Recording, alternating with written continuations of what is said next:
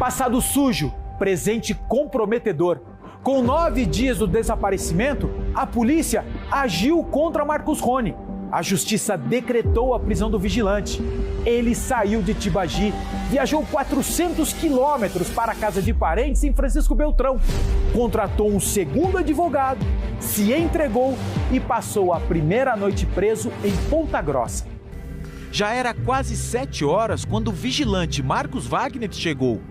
Essa transferência para Ponta Grossa aconteceu por uma questão de logística. O delegado do caso, lá de Tibagi, não gostaria que o preso permanecesse em Francisco Beltrão, onde se apresentou espontaneamente para o delegado. Pediu a transferência dele para Telêmaco Borba, que fica a aproximadamente 40 quilômetros de Tibagi. Mas Telêmaco Borba não tinha vaga para um preso provisório. E na região dos Campos Gerais, apenas a cadeia pública aqui de Ponta Grossa é que tem esse tipo de vaga. A primeira noite preso foi na anterior, na cadeia de Francisco Beltrão, a cidade do Sudoeste, onde tem parentes, e ficou foragido até se entregar. Lá mesmo o novo advogado de Marcos Rony já tinha antecipado: o cliente não vai mais falar com a polícia. Mesmo preso, não terá novo depoimento. A investigação da polícia entra em sigilo. Marcos Rony perde o segundo advogado. Um grupo novo assume a defesa e a estratégia é contestar o inquérito. Uma menor de idade grávida de um homem casado. Um encontro secreto, no fim da tarde, com o pai da criança. Para a polícia de Tibagi estão aí motivo e oportunidade. Para a polícia de Tibagi, ele é o responsável pelo desaparecimento de Isis. Mas esse trabalho começa agora a ser colocado em dúvida. No inquérito policial, não há nenhuma comprovação, não há nenhum exame de que a Isis estava grávida.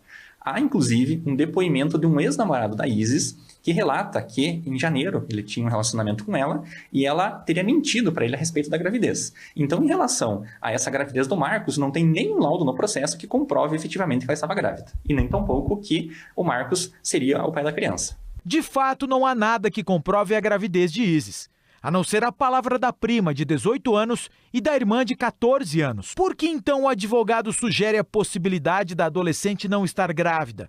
Ou por que então o advogado sugere a possibilidade da adolescente estar grávida de outro homem? Estratégia de defesa. O trabalho da polícia será colocado em dúvida. Inclusive a informação que motivou buscas pelo corpo de Isis na região rural de Telêmaco Borba.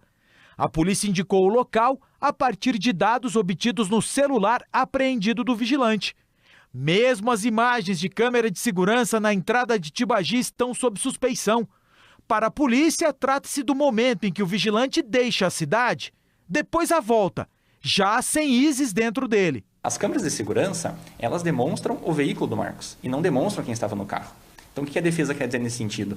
Que a polícia sabe que o Marcos foi a pessoa que se encontrou com a Isis pela palavra do Marcos. O Marcos que trouxe essa informação para o processo, porque ele quis contribuir com a investigação e relatou que de fato se encontrou com ela naquele dia. O depoimento coloca Marcos Rony na parede. Reforça o principal motivo para o desaparecimento de Isis. É a primeira vez que a prima dá uma entrevista. Não que não tivesse sido procurada antes, mas estava com medo, abalada. Aqui só concordou em falar sem ser identificada. E falou muito, para a polícia e nessa entrevista. Um ponto fundamental abordado é a suposta gravidez de Isis. A prima sabia de tudo, em detalhes que antecedem o encontro com Marcos Rony. Eu tinha ido na casa dela, aí ela comentou comigo que ela achava que estava grávida. Ela estava um mês já com a menstruação atrasada e sentindo enjoo e muita fome. 3 dias depois, elas decidiram tirar essa história a limpo. Era preciso confirmar ou descartar de fato essa suspeita. Na segunda-feira a gente se viu, conversou bastante sobre isso. E na quarta-feira ela foi na minha casa e fez o teste. Aí a gente teve a confirmação. Conta mais detalhadamente para mim, que teste foi esse? O que vocês fizeram? Então, foi um teste de urina que eu tinha na minha casa, aí eu emprestei para ela e a gente fez. Então você viu a confirmação? Sim, Eu vi a confirmação. Ela de fato estava grávida. De fato, estava grávida. Por quê? Segundo a prima, Isis queria ter o bebê. Ela ia ter o neném.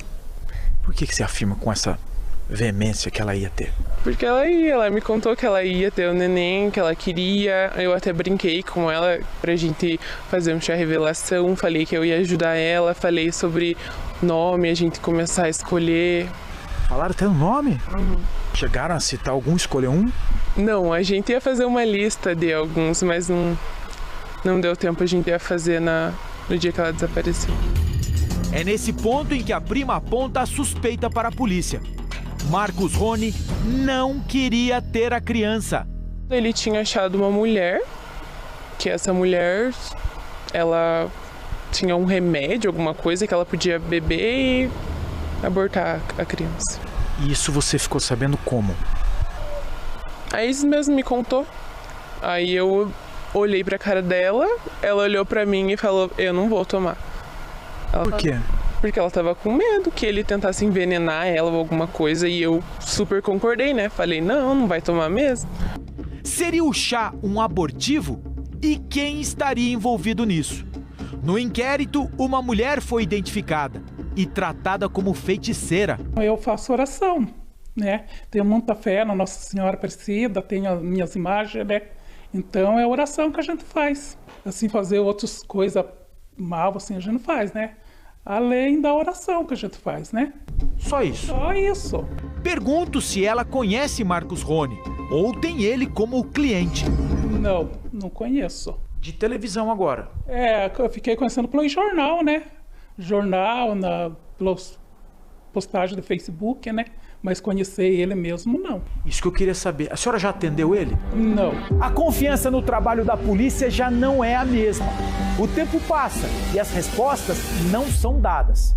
Para piorar, as buscas pelo corpo de Isis se tornam amplas demais. Como achar algo ou alguém nesta mata fechada?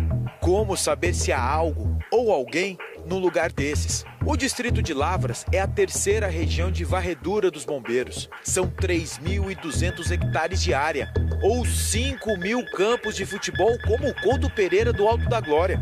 Além da mata nativa, está repleta de reflorestamento de pinos e eucaliptos. Terras arrendadas para a fábrica de papel Klabin, muito importante para a economia dos Campos Gerais. Essa região fica no meio do caminho entre Tibagi e Telêmaco Borba, pela PR-340. Antes, Mandaçaia, em Telêmaco, já tinha tido buscas. Depois, a região do Yacht Clube de Tibagi, dentro da água, já no rio Tibagi. Há vários fatores que explicam esse insucesso. O primeiro deles é a falta de um marco zero para essas buscas. Por exemplo, Isis desapareceu de frente dessa igreja, aqui da comunidade de Lavras, que fica no município de Tibagi, por exemplo. Essa é uma informação importante para o início dessas buscas. Uma segunda é a área de delimitação dessas buscas. Isis desapareceu a partir de frente da igreja, perto da estrada, perto de uma rodovia. Outra informação importante também.